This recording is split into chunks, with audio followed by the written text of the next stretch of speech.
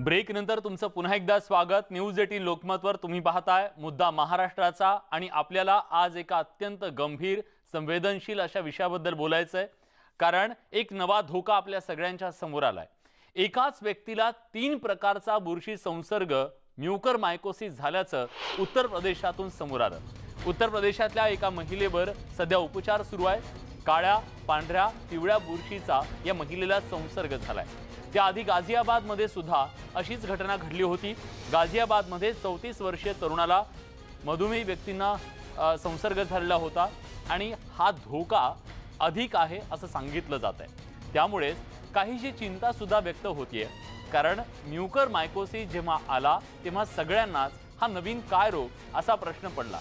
म्युकरमायकोसिसचा धोका दिवसेंदिवस वाढतोय, ही मात्र आपल्या सगळ्यांसाठी चिंतेची बाब आहे। एकतर म्युकरमायकोसिसच्या रुग्णांसाठी लागणारा उपचाराचा कालावधी मोठा आहे। अगदी 2 महिन्यापर्यंत 3 महिन्यापर्यंत हॉस्पिटलायझेशन करावं लागतंय काही पेशंटना। त्यामुळे सुद्धा अनेक जणांना त्याच्याबद्दलची भीती सुद्धा राहिली आहे। आणि दुसरं म्हणजे याच्यासाठी येणारा खर्च सुद्धा प्रचंड आहे। त्यामुळे सर्वसामान्य माणसाच्या मनात एक आर्थिक भीती सुद्धा या म्युकरमायकोसिसची आहे। आणि तिसरी महत्त्वाची गोष्ट ती म्हणजे म्युकरमायकोसिसमुळे मृत्युमुखी पडणाऱ्या रुग्णांचं प्रमाण सुद्धा हे वाढताना दिसतंय। हा रोग साथरोग नाहीये, संसर्गजन्य नाहीये, पण तरी सुद्धा अनेक रुग्णांची वाढणारी संख्या ही प्रशासनाच्यासाठी सुद्धा आरोग्य व्यवस्थेसाठी सुद्धा अत्यंत चिंतेची आहे। गेल्या आठवड्याभरात म्युकरमायकोसिसच्या रुग्णांची संख्या महाराष्ट्रातली जर विचार केला तर एका आठवड्यात दुप्पट झाली आहे। त्यामुळे स्वाभाविकपणे हे एक मोठं आव्हान प्रशासनाच्या आरोग्य व्यवस्थेच्या समोर बनलेलं आहे। या म्युकरमायकोसिसच्या रुग्णांना मोफत उपचार मिळावेत याच्यासाठी सरकारने काही महत्त्वाचे निर्णय सुद्धा घेतले, पण जे इंजेक्शन्स आहेत त्या इंजेक्शनच्या किमती कमी करण्याचा निर्णय घेण्यात आला। ते मोफत इंजेक्शन सरकारकडून सरकारी दवाखान्यामध्ये दिले जातील हे सुद्धा स्पष्ट करण्यात आलं। आणि महात्मा फुले जन आरोग्य योजनेत सुद्धा म्युकरमायकोसिस या आजाराचा समावेश करण्यात आला। या दिलासादायक गोष्टी राज्य सरकारने केल्या खऱ्या, पण म्युकरमायकोसिसचा जो धोका आहे तो मात्र सातत्याने वाढतोय आणि हीच सगळ्यात मोठी चिंतेची बाब आहे। म्युकरमायकोसिसच्या रुग्णांना मोठा दिलासा निश्चितपणे मिळतोय, कारण खासगी रुग्णालयांना उपचारासाठी अवाजवी दर आकारता येणार नाहीत हे मुख्यमंत्री उद्धव ठाकरे यांनी स्पष्टपणे सांगितलेलं आहे आणि त्या अधिसूचनेला मंजुरी दिली आहे। खासगी रुग्णालय अव्वाच्या सव्वा बिल वसूल करत होते आणि त्या सगळ्या वसुलीला आता राज्य सरकारने चाप लावलाय असं म्हटलं तर वावगं ठरणार नाही। दरम्यान आपण म्युकरमायकोसिसने आपल्या सगळ्यांच्या समोर जी वेगवेगळी आव्हानं निर्माण केलेली आहेत त्याबद्दल बोलणार आहोत। आता आपल्या सोबत आहेत ऑन्कॉलॉजिस्ट डॉक्टर विशाल खळदकर। डॉक्टर, स्वागत आहे तुमचं न्यूज 18 लोकमत मध्ये। सुरुवातीलाच मला तुम्हाला त्याच्याबद्दल विचारायचं आहे, उत्तर प्रदेशमध्ये तिहेरी अशा प्रकारची बुरशीचा रोग झाला आणि त्याच्यामुळे हा एक म्युकरमायकोसिसचा नवा प्रकार देशाच्या समोर आला। हे काय नेमकं आहे, याचा धोका किती आहे आणि याच्याकडे तुम्ही कसं पाहताय? म्युकरमायकोसिस बेसिकली म्युकरमायकोसिस हा आजार खूप गंभीर आजार आहे आणि हा आजार ही जी बुरशी होती पूर्वी पण आपल्यामध्ये होती, परंतु आता कोविडच्या काळामध्ये जे काही पेशंटची रोगप्रतिकार शक्ती कमी झाली त्याचे बरेचसे कारण आहेत। त्या कारणामुळे ही रोगप्रतिकार शक्ती कमी झाल्या कारणास्तव ही म्युकरमायकोसिस जे फंगल इन्फेक्शन आहे ते फंगल इन्फेक्शन जास्त पेशंट्स मध्ये पोस्ट कोविड म्हणजे कोविडच्या ट्रीटमेंट नंतर आपल्या सर्वांमध्ये बऱ्याचशा पेशंट मध्ये आपल्याला पाहायला मिळालं। म्युकरमायकोसिस हा एक फंगस आहे जो फंगस खूप डेडली म्हणजे याच्यामध्ये खूप जास्त लोकांचा मृत्यू होत आहे, तो पोस्ट कोविड होत आहे। म्युकरमायकोसिस पूर्वी जास्त करून किडनी ट्रान्सप्लांट किंवा ऑर्गन ट्रान्सप्लांटचे पेशंट किंवा कॅन्सरचे पेशंट याच्यामध्ये पाहिलं जायचं। पण सध्या हा कोविडमधले जे ट्रीटमेंट प्रोटोकॉल्स आहेत किंवा आपल्या इंडियामध्ये जे डायबिटीसचं पेशंटचं प्रमाण जे आहे म्हणजे शुगरच्या पेशंटचं प्रमाण जे आहे किंवा जे स्टिरॉइड यूज केले जातात किंवा जे इंडस्ट्रियल ऑक्सिजन यूज केलं जातं किंवा जे वॉटर यूज केलं जातं जे अनस्टराईल वॉटर। डॉक्टर, तुमचा आवाज म्यूट झालाय। प्लीज ते म्यूट काढाल का?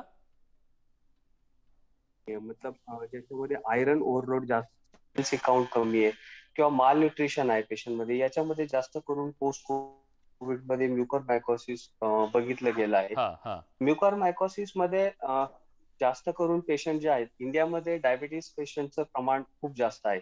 त्यामुळं रेस्ट ऑफ दी वर्ल्ड मध्ये आणि इंडियामध्ये, इंडियामध्ये म्युकरमायकोसिस का जास्त दिसतोय, तर त्याचं डायबिटीस एक कारण आहे.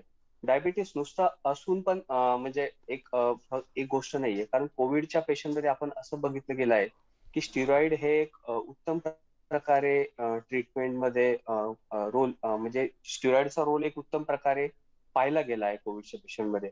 कारण स्टिरॉइड हे आपल्याला यूज करावं लागते आणि त्या स्टिरॉइडमुळे हे फंगसचं प्रमाण जास्त प्रमाणे बघायला गेलं आहे. डॉक्टर तर जे डॉक्टर मला काही तेच विचारायचं आहे, मला तेच विचारायचं आहे की आता आम्ही एवढ्या सगळ्यांच्या मुलाखती घेतल्या शंका समाधानच्या माध्यमातून, सगळ्या डॉक्टरांचं एक म्हणणं आहे की कोविडच्या ट्रीटमेंटमध्ये आपण जो प्रोटोकॉल सध्या यूज करतोय, स्टेरॉइड खूप मोठ्या प्रमाणात यूज करतोय आणि त्यामुळे सुद्धा याचा प्रादुर्भाव होतोय असं स्पष्टपणे सगळेजण सांगतायत. याचा अर्थ आपल्या संपूर्ण प्रोटोकॉलमध्ये काहीतरी गडबड आहे का? आपण स्टेरॉइडचा खूप अतिरिक्त वापर करतोय का? तो किती गरजेचा आहे? बरोबर. आता स्टिरॉइडचा वापर करणे कोविडमध्ये, सध्याला स्टिरॉइडचा वापर करणे ही गरज आहे. कारण स्टिरॉइड असं बघितलं गेलंय की स्टिरॉइडचा वापर केल्यानंतर बऱ्याचशा पेशंट्समध्ये त्याचा बेनिफिट, चांगल्या पद्धतीने बेनिफिट बघितला गेलेला आहे. पण त्या स्टिरॉइडचा वापर कधी केला पाहिजे, स्टिरॉइड किती प्रमाणात वापरलं पाहिजे, याच्यासाठी एक गाईडलाईन राज्य सरकारला किंवा ICMR ला काही तज्ञ डॉक्टरांना घेऊन त्याचे गाईडलाईन बनवणं हे खूप गरजेचं आहे. बर, कारण स्टिरॉइडचा यूज एक पर्टिक्युलर स्पेसिफिक टाइम मध्ये करावा लागतो. परंतु आता असं बघितलं गेलं दुसऱ्या वेव्ह मध्ये की बरेचसे जे फिजिशियन्स आहेत किंवा जे डॉक्टर्स आहेत, ते स्टिरॉइडचा वापर हा पहिल्या दिवसापासून करतात. तो पहिल्या दिवसापासून जो हाय डोस स्टिरॉइड आहे तो वापर करणं शक्यतो टाळावं. दुसरी गोष्ट याच्यात अशी बघितली गेली आहे की जेव्हा स्टिरॉइडचा वापर केला जातो तेव्हा स्टिरॉइडमुळे शुगर्स वाढतात आणि या शुगर्स जेव्हा वाढतात तेव्हा ते शुगर्स कंट्रोल करणं, म्हणजे जे शुगरचं प्रमाण जेव्हा वाढतं त्यावेळेस हे फंगल इन्फेक्शन वाढण्याचे प्रमाण खूप जास्त पेशंट्स मध्ये बघितलं गेलं आहे. त्यामुळे हा शुगर ही कंट्रोल करणं खूप गरजेचं आहे. आता याच्यामध्ये जास्त करून जे डायबिटिक पेशंट आहेत त्याच्यामध्ये ऑलरेडी त्यांना डायबिटीस मेडिसिन चालू असतात. परंतु जेव्हा म्युकरमध्ये आपण किंवा कोविडमध्ये आपण जेव्हा स्टिरॉइड यूज करतो, त्या स्टिरॉइड्समुळे पण त्यांच्या शुगर्स लेवल ह्या अनकंट्रोल असतात, म्हणजे हा त्या फ्लक्च्युएट होतात. ते कंट्रोल करणं पण खूप गरजेचं आहे. त्याच्यामुळे आपण म्युकरमायकोसिस बऱ्याचशा प्रमाणामध्ये आपण त्याला रोखू शकतो. डॉक्टर, आणखीन एक प्रश्न आहे. हे जे म्युकर मायकोसिस दिसतंय किंवा त्याचा इन्फेक्शन होतंय, ते कुठल्या वयोगटातल्या नागरिकांना जास्त होतंय, असं काही दिसतंय त्याच्याबद्दल स्पेसिफिक?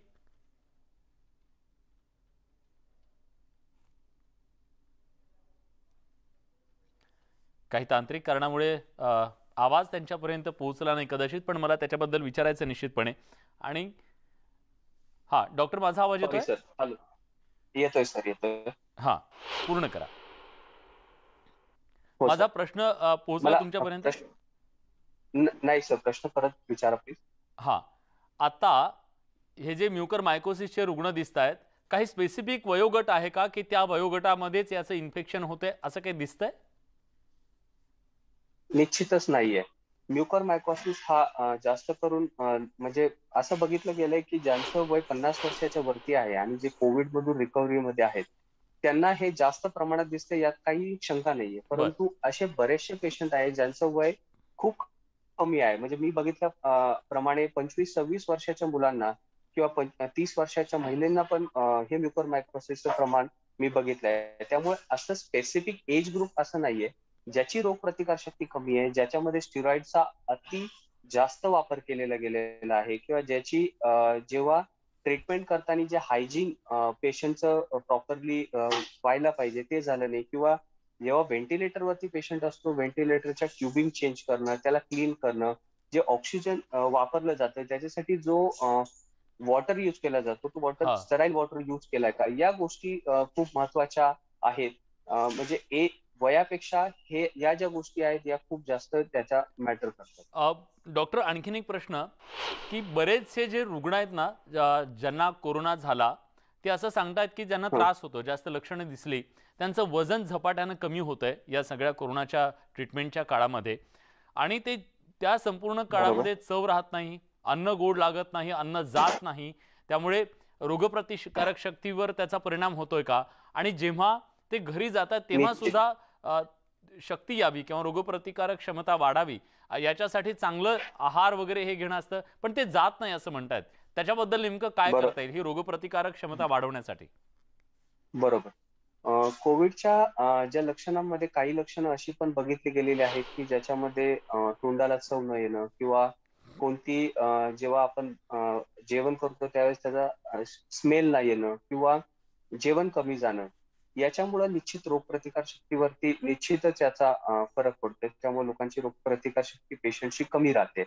आणि याच्या व्यतिरिक्त जेवण कमी झाल्यामुळं जे आपल्या बॉडीमध्ये मायक्रो न्यूट्रिएंट्स जायला हवेत, हा. की ज्या मायक्रो न्यूट्रिएंट्समुळे आपल्या बॉडीच्या सिस्टमला एक स्ट्रेंथनिंग येते, इम्युनिटीला जे स्ट्रेंथनिंग येतं त्याचं प्रमाण पण कमी होते. आणि या जेवणामुळे आणि ज्या ट्रीटमेंट जी आहे आणि सिव्हिरिटी ऑफ आजाराची जी म्हणजे सिव्हिरिटी आहे त्याच्यानुसार त्या ट्रीटमेंटमध्ये आपल्याला पेशंटला काही पेशंटला व्हेंटिलेटरवर ठेवावं लागतं किंवा काही पेशंटला खूप सिरियस आजार असतो त्यांना बाहेरून ऑक्सिजन द्यावं लागतं किंवा पेशंटला लॉंग स्टँडिंग जसं म्युकरमायकोसिस आहे तसंच कोविडमुळे लंगमध्ये फायब्रोसिस बघितलं गेलं आहे. त्या पेशंटला 1 महिने 2 महिने असे कंटिन्युअस ऑक्सिजनेशन द्यावं लागते.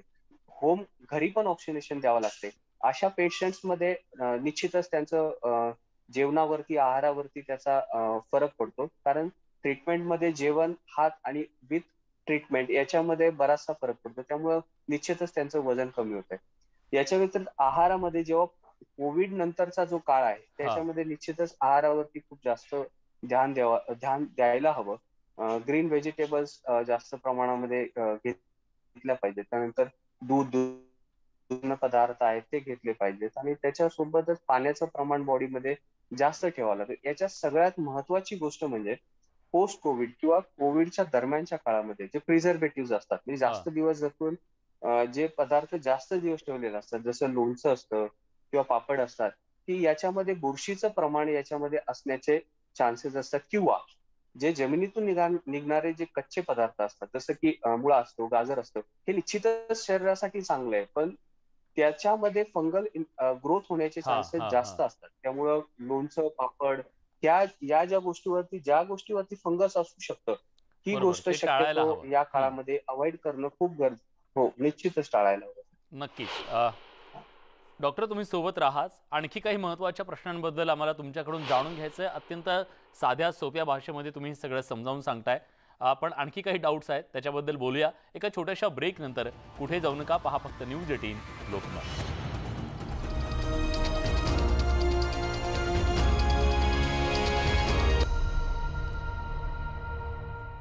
ब्रेक नंतर तुमचं पुन्हा एकदा स्वागत. आपण चर्चा करतोय म्युकरमायकोसिसच्या धोक्याबद्दल. ऑन्कॉलॉजिस्ट डॉक्टर विशाल खळदकर आता आपल्या सोबत दिल्लीहून जोडले गेलेले आहेत. डॉक्टर पुन्हा एकदा स्वागत तुमचं. आता उत्तर प्रदेशमध्ये जी केस समोर आली, आतापर्यंत आपण ऐकायचो की आपल्याकडे ब्लॅक फंगस आहे, येलो फंगस आहे. या सगळ्याबद्दल आता जेव्हा लक्षात येतंय की तिन्ही फंगसचा एकाच व्यक्तीला इन्फेक्शन होतं, हे अत्यंत घातक ठरतं. याच्याकडे कसं पाहायचं? बरोबर. व्हाईट फंगस, ब्लॅक फंगस किंवा येलो फंगस असं जे काही नामकरण केलं आहे याच्यामध्ये बेसिकली म्युकरमायकोसिसचे व्हेरियंट्स आहेत. जसं कॅन्डिडाचं इन्फेक्शन असतं, ऍस्परजिलोसिसचं इन्फेक्शन असतं, क्रिप्टोकोकसचं इन्फेक्शन असतं, तसंच म्युकरचं इन्फेक्शन आहे. याच्यामध्ये असं बघितलं गेलंय जेव्हा म्युकरचं इन्फेक्शन होतं, म्युकरमायकोसिसच्या इन्फेक्शन सोबत ऍस्परजिलोसिसचं इन्फेक्शन हे हँड अँड हँड असतं म्हणजे दोन्ही इन्फेक्शन एक सोबत होऊ शकतात. पण या व्हेरियंट्सच्या स्टेनिंगच्या टेक्निक्सनुसार म्हणजे काहीमध्ये व्हाईट पॅचेस दिसतात त्यामुळे व्हाईट फंगस म्हणतात. काहीमध्ये ब्लॅक स्टेनिंग ब्लॅक डॉट दिसतात म्युकरमायकोसिसमुळे त्याला ब्लॅक फंगस म्हणतात. तसंच येलोचं आहे. तर कलर वाईज याला डिफरन्शिएट करण्यापेक्षा त्याच्या व्हेरियंट किंवा त्याच्या टाईपनुसार त्या म्युकरमायकोसिसला मग कुठला व्हेरियंट अधिक धोकादायक आहे?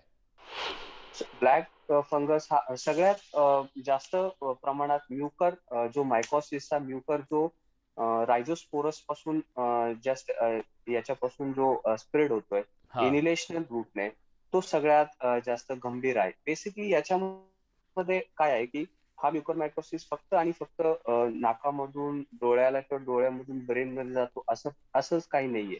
हा म्युकरमायकोसिस लंगमध्ये म्हणजे फुफ्फुसांमध्ये पण होऊ शकतो. हा म्युकरमायकोसिस इंटेस्टाईन म्हणजे आतड्यांमध्ये पण होऊ शकतो. स्किन हम्म मध्ये पण होऊ शकतं. त्याचं मॅनिफेस्टेशन किंवा लोकलाइज पण असू शकतो. हम्म त्याचं मॅनिफेस्टेशन ज्या साईट वरती असतं त्या साईट नुसार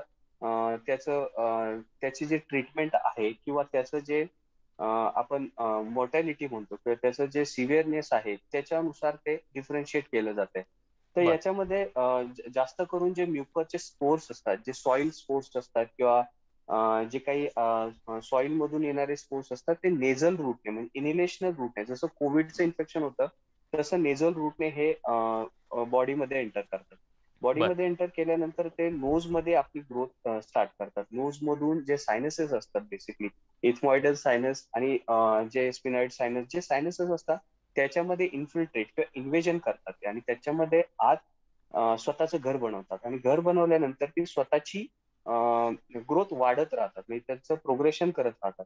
तर आयरन हा एक फॅक्टर त्याच्यामध्ये खूप महत्वाचा मानला जातो. त्यामुळे ज्याच्यामध्ये आयरन ओव्हरलोड आहे त्याच्यामध्ये पण म्युकरमायकोसिसचे चान्सेस जास्त मानले जातात. जेव्हा नोज मधून हा सायनसेस मध्ये जातो आणि सायनसेस मधून तो डोळ्यामार्फत ब्रेन मध्ये जातो. जेव्हा हा ब्रेन मध्ये जातो तेव्हा त्याचा डेथ रेट जो आहे 80 to 90% आहे. हा म्हणजे 80 ते 90% लोकांमध्ये ज्यांच्यामध्ये ब्रेन मध्ये इन्फेक्शन झालेलं असतं म्युकरमायकोसिसचे, हा त्यांचं डेथ रेट 80 ते 90% आहे. जर त्याची ग्रोथ आपण नाकापर्यंत किंवा नोज पर्यंतच रोखू शकलो किंवा हा त्याच्या अगोदर त्याचं निदान झालं बर तर त्याचं प्रोग्नोसिस हे 40 ते 50% येऊ शकतं. पण बर आताच्या जे टेक्निक्स आहेत, ज्या ट्रीटमेंटचे प्रोटोकॉल आहेत किंवा जे इन्व्हेस्टिगेशन प्रोटोकॉल आहेत हम्म त्याच्यामध्ये जसं कोविडचं निदान झाल्यानंतर बाकीच्या कॉम्प्लिकेशनचं म्हणजे म्युकोमायकोसिस सारखे कॉम्प्लिकेशन ओळखण्यासाठी खूप दिवस लागत होते. तसं हा आता ते प्रमाण कमी झालंय कारण आता म्युकोमायकोसिसच्या बऱ्याचशा केसेस आहेत त्या अर्ली फेज मध्ये डिटेक्ट होत आहेत. पण मला पूर्वी तेच 2 विचारायचं महिन्यापूर्वी डॉक्टर डॉक्टर मला तेच विचारायचं आहे. दोन गोष्टी याच्यातल्या आहेत, शंका आहे ती की कोरोनाच्या नंतर जो म्युकरमायकोसिस होतोय तो आणि आधी सर्वसामान्य परिस्थितीमध्ये जो म्युकरमायकोसिस होता तो, या दोन्हीतला बरोबर घातक नेमका कुठला ठरतोय? कारण मोर्टॅलिटी रेट हा सध्या मोठा संख्येनं दिसतोय, त्याच्या मागचं कारण काय? हे दोन्ही प्रश्न. बरोबर बरोबर म्युकरमायकोसिस हा निश्चितच एकदम म्हणजे मोर्टॅलिटी रेट याच्यामध्ये पूर्वी पण तेवढाच होता, आता पण तेवढाच आहे. फक्त आता नंबर ऑफ केसेस आपल्याकडे जास्त येत आहेत. पूर्वी जो म्युकरमायकोसिसच्या केसेस खूप कमी प्रमाणात असायचे, त्याला रेअर डिसीज म्हणायचे फंगसमध्ये. हम्म बाकीचे फंगस पण आहेत, ते कॉमन होते. जसं कॅन्डिडा हे फंगस कॉमन हा ओरल कॅव्हिटी किंवा थ्रोट्स मध्ये कॉमन आहे. पण म्युकर हे खूप अनकॉमन फंगस होतं. पण आताच्या ज्या कोविडच्या रिलेटेड ट्रीटमेंट किंवा कोविडच्या या कॉजमुळे याचं प्रमाण आणि निदान किंवा लोकांची इन्फेक्टिव्हिटी जास्त किंवा डायग्नोसिस जास्त होते किंवा लोकांना जास्त होते म्हणून त्याचं आपण हे करतो. त्याचा डेथ रेट आणि त्याचे मेकॅनिझम आणि सगळ्या गोष्टी सेम आहेत. फक्त पॉझिटिव्ह फॅक्टर्स बदलले. पूर्वी ब्लड कॅन्सरचे पेशंट किंवा जे ऑर्गन ट्रान्सप्लांट, किडनी ट्रान्सप्लांटचे पेशंट किंवा बोन मॅरो ट्रान्सप्लांटचे पेशंट, हा जे ब्लड कॅन्सर्समध्ये बोन मॅरो ट्रान्सप्लांट व्हायचे त्याच्यामध्ये म्युकरमायकोसिसचं प्रमाण बघितलं हा जायचं. किंवा काही केसेस अशा पण पाहिल्या कॅन्सरमध्ये की ज्याला नोजचा कॅन्सर म्हणून आमच्याकडे पेशंट आउटसाइड वरून रेफर होतो आणि इथं आल्यानंतर त्याची बायोप्सी घेतल्यावरती म्युकरमायकोसिस निघायचं. असं बर पूर्वी बर निघायचं 2 वर्षापूर्वी 3 वर्षापूर्वी. हा पण आता तसं नाहीये. आता म्युकरचं प्रमाण पण वाढलंय आणि त्याला हे जे कारण आपण अगोदर नमूद केले की जसं बरोबर. स्टिरॉइड आहे, आणि हे सगळे हा कारण त्याला हाच कारणीभूत धोका आहेत. दिवसेंदिवस वाढत चाललेला आहे आणि स्वाभाविकपणे आपल्या सगळ्यांची चिंता सुद्धा त्यानं वाढलेली आहे. पण डॉक्टर, आज या कार्यक्रमाच्या माध्यमातून अनेक महत्त्वाच्या विषयांना तुम्ही वाचा फोडलेली आहे. खूप महत्त्वाच्या गोष्टी सुद्धा प्रेक्षकांपर्यंत पोहोचवलेल्या आहेत. निश्चित याचा फायदा होईल अशा आशा करूया. आज वेळात वेळ काढून तुम्ही आलात, या चर्चेमध्ये सहभागी झालात, त्याबद्दल न्यूज 18 लोकमतच्या वतीनं मी आपले आभार मानतो. तेव्हा शंका आणि समाधानमध्ये आपण इथेच थांबतोय.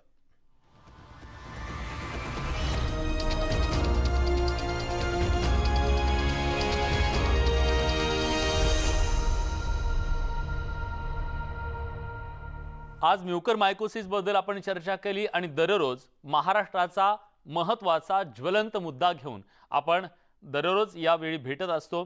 आज म्युकरमायकोसिसच्या या सगळ्या विषयाच्या अनुषंगाने महत्त्वाच्या प्रश्नांना हात आपण घातलेला आहे। पण आज या मुद्दा महाराष्ट्र या विशेष कार्यक्रमात आपण इथेच थांबतोय। ताज्या घडामोडींसाठी बघत राहा न्यूज 18 लोकमत।